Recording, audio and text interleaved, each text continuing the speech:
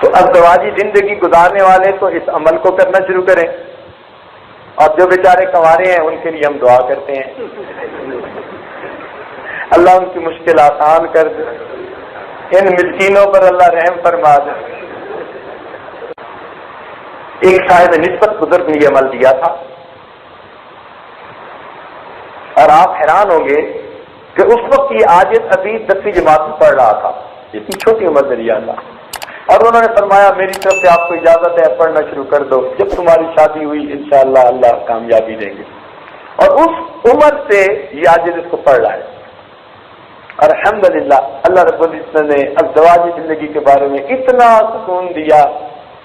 اس عاجز کی جو بیوی ہے وہ میرے شیخ کے شیخ کی بیٹی ہے، شیخ کے شیخ کی بیٹی تو 2 گنا احترام۔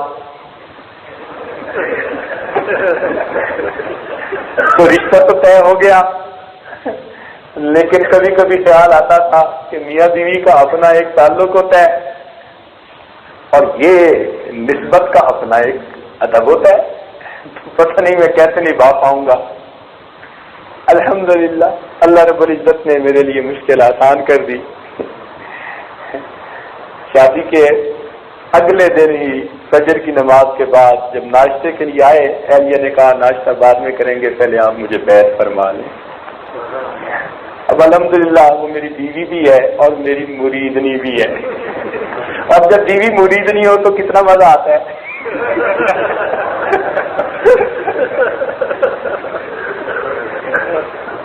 اور یہ آگے سمجھتے ہیں کہ اس عمل کی برکت ہے، اس عمل کی برکت ہے جو کسی صاحب نسبت نے دیا تھا۔ الحمدللہ ثم الحمدللہ، الحمدللہ۔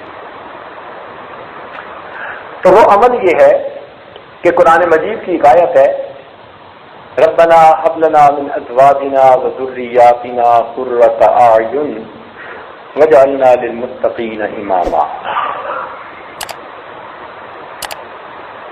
اس آیت کو یاد کر لیجئے، جن کو یاد ہے سبحان اللہ، جن کو نہیں یاد وہ اس کو یاد کر لیں۔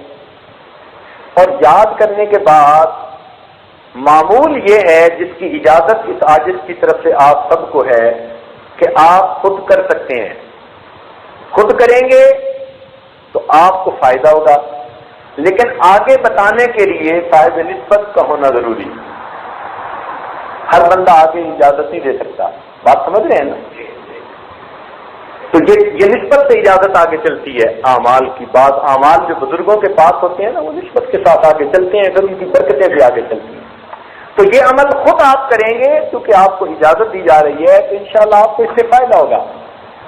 لیکن اگر آپ میں صاحب نسبت حضرات موجود ہیں تو وہ بے شک اس عمل کو آگے بھی اجازت دیں گے، اللہ اس کی برکت کو آگے جاری فرما دیں گے۔ تو عمل یہ ہے کہ ربنا هب لنا من ازواجنا وذریاتنا قرۃ اعین واجعلنا للمتقین اماما۔ اس دعا کو یاد کر لیں، اور ہر نماز میں فرض ہو، سنت ہو، واجب ہو، نفل ہو، کوئی ہو، جب آخری التحیات پڑھیں تو یوم یقوم الحساب پڑھنے کے بعد پھر آپ قرآنی اس دعا کو پڑھیں اور اس کے بعد سلام پھیریں۔ بات سمجھ رہے ہیں؟ جب بھی نماز پڑھیں، نماز کی آخری التحیات میں، آخری قاعدہ، اس میں جب آپ ربنا آتنا پڑھیں یا رب اجعلنی، جو بھی دعا پڑھتے ہیں آپ، جب وہ دعا پڑھ لیں تو اس کے بعد آپ اس دعا کو بھی پڑھیں اور پڑھنے کے بعد سلام پھیریں۔ اللہ تعالیٰ آپ کی ازدواجی زندگی کی خوشیاں آپ کو اپنی آنکھوں سے دیکھنے کی توفیق عطا فرمائے۔